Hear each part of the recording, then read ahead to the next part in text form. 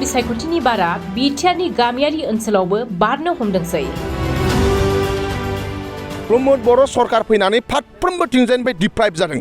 कन्ट्रेक्टरबो deprive जादों, टिचारफ्रा deprive जादों, आबादारिफ्रा डिप्राइभ जादों, फिसा फिसा बिजनेसमेनफ्रा डिप्राइभ जादों। गावबा गावनि दोलोखौ गोख्रों खालामनो थाखाय राजखान्थि दोलोनि दैदेनगिरि आरो मावथिफोरखौ गामि गामि मेल मिटिं लानायाव मुखुब जानायखौ नुनो मोन्दों। गावबा गावनि दोलोखौ देरहाहोनो थाखाय बिसायख'थियाव रायजो राजाफोरनिसिम आश्रय लाफैनायखौ नुनो मोननाय जादों। बेबायदिनो बाक्सा जिल्लानि सालबारि महकुमानि बेन्दोंआव थानाय बरपेटा बिसिरिसि खुरुबिल काली मन्दिर नब्लाङाव बिपिएफ राजबंसि सेलनि मोनसे गेवलां मेल खुंनाय जायो।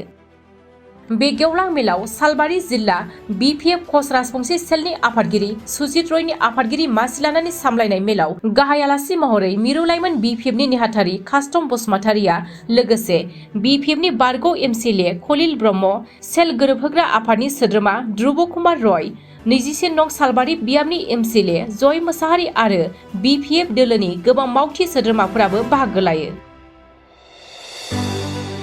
जोंनि बिपिएफ दोलोनि मानाव गेदेर हाग्रामा महिलारि सारा जोंनो निर्देश होदों जे जोंहा सेल दङ। बे सेलनिनो दिनै सालबारि जिल्लानि सिङाव थानाय खुस राजबंसि सालबारि जिल्लानि बिपिएफ दोलोनि एग्जिकिउटिभ मिटिं बाव जों बाहागो लाफैदों आरो बे हाबाफारियाव जों फैबाय थानाय समाव बोरै बोरै खामानि मावगोन बेनि सोमोन्दै बाव सावरायनाय जादों। जिहेतु नाय दिनै बिटिसिआव दिनै सानजा सोनाब साहा खोला फारफ्रोमबो थिंजायनिफ्राय बारखौ नायोब्ला नोंथांमोनहा नुगोन दिनै महिलारि सारखौ फिन खनसेबाव बिटिसिनि चिफ जाफिनजानायखौ फारफ्रोमबो थिंजायनि मानसिफ्रा लुबैदों। बे गुबुन गुबुन हारि माहारिजों लोगोसे फारफ्रोमबो थिंजायनिफ्राय लुबैदों। दिनै बर'जों लोगोसे मुसलमान, बेंगलि गुबुन गुबुन हारिफ्राबो महिलारि सारा जाहाथे फैफिनो बेखौ लुबैदों। आबादारिफोर, साख्रियालफोर आरो जाय एमए पास बिए पास जाना थाबाय थानाय युथ सेंग्रा सिख्ला बिथांमोनहाबो लुबैदों। कन्ट्रेक्टरफ्राबो लुबैदों आरो दिनै फोरोंगिरि बिथांमोनाबो दिनै लुबैदों। बुद्धिजीबि बिथांमोनाबो लुबैदों। कन्ट्रेक्टरफ्रा लुबैदों, मानो होनबा कन्ट्रेक्टरफ्रा गोदो महिलारि सार थायोब्ला बिटिसि ओनसोलनि सिङाव थानाय गुबुन गुबुन कन्ट्रेक्टरफ्रा खामानि मावनानै बे ओनसोलखौ डेभेलपमेन्ट खामानि मावनो हादोंमोन होननानै दिनै कन्ट्रेक्टरफ्रा बुङो। दिनै प्रमोद बर' फैनाय लगे लगे दिनै बिटिसिनि बाहेरानि कन्ट्रेक्टरफ्रासो बाव खामानि मावजोब्बाय। बिथांमोना मोजांबो मावा, फिनिशिंबो जाया। दा गुबुन गुबुन बेबादि गोबां एलिगेसन दङ।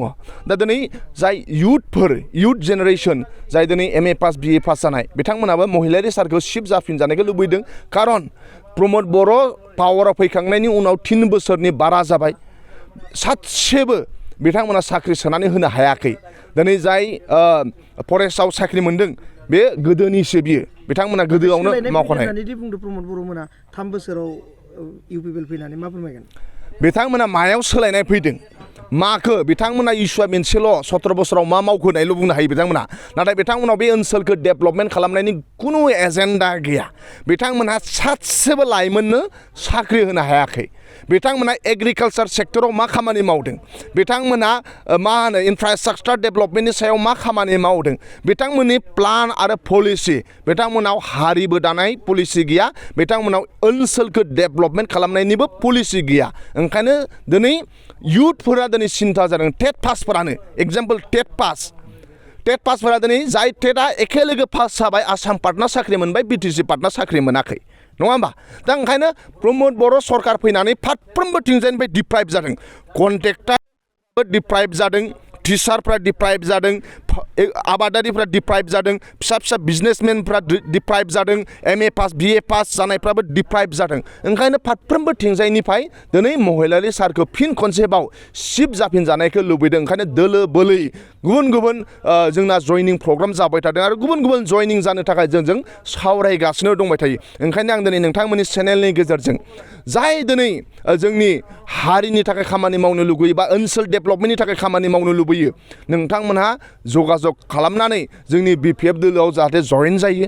आरो जोङो फैबाय थानाय समाव बे ओनसोलखौ जेरै महिलारि सारा बे ओनसोलाव इउनिभारसिटि लुदों, बे ओनसोलाव मा होनो इन्जिनियारिं कलेज गैया इन्जिनियारिं कलेज लुदों बे ओनसोलाव मा होनो हस्पिटाल गैया हस्पिटाल लुदों बे ओनसोलाव डेभेलपमेन्टखौ लाबोदों आरो फैबाय थानाय समाव आरो फिन बेबादिनो आरो बेनिफ्राय आरो डेभेलपमेन्ट जाहाथे खामानि मावबावनो हायो बेनि थाखाय जोङो सेंग्रा सिख्ला बोराय बुरि आरो फारफ्रोमबोथिंजायनिफ्राय आबादारि साख्रियाल जोङो फोरोंगिरि कन्ट्रेक्टर बिजनेसमेन एडभकेट सब बुद्धिजिबि मेलेमजिबि सब फैफिननानै फिन खनसेबाव जाहाथे बिपिएफ दोलोखौ पावाराव लाबोफिनो आरो महिलारि सार्कलशिप खालामफिनो दिनै प्रमद बर' 3 बोसोर जाबाय बिथाङा 5 लाख साख्रि होनो होनदोंमोन सासेबो साख्रि होआखै 3 बोसोर जाबाय शिफ्ट जानाया मा होनो रिपर्टारफोरनो जाय रिपर्टारा सान्दुं अखा बे ओनसोलनि थाखाय जानानै खामानि मावबाय थानाय रिपर्टारफोरनो 10 कोटि होनायनि खोथा दंमोन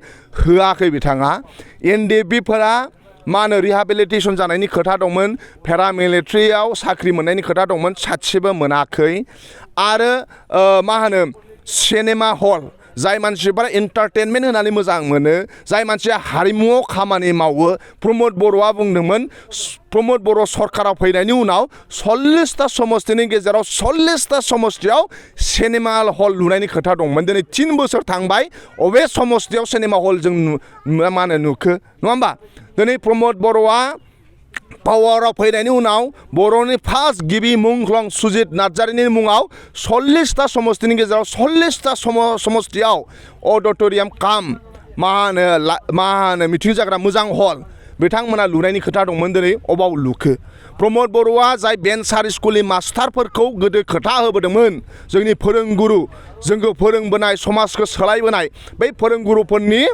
गांनाय उखैनाय फोरोंगुरुफोरनि दुखु दाहाखौ मिन्थिला ओंखायनो 6.3 नि गेजेरजों जे सरकारि जानांगौमोन बेखौ प्रमद बर'आ गोसो होला ओंखायनो फारफ्रोमबो थिंजायनिफ्राय फोरोंगिरि इयुथफ्रा दिनै लुबैदों हाग्रामा सरकारखौ फैफिननांगौ आरो बैफोर जेंनाया जुदि जोबमारनांगौब्ला महिलारि सारखौ जोङो लाबोनाया जोंनि थाखाय बिराद दरकार बिथाङा बुंबाय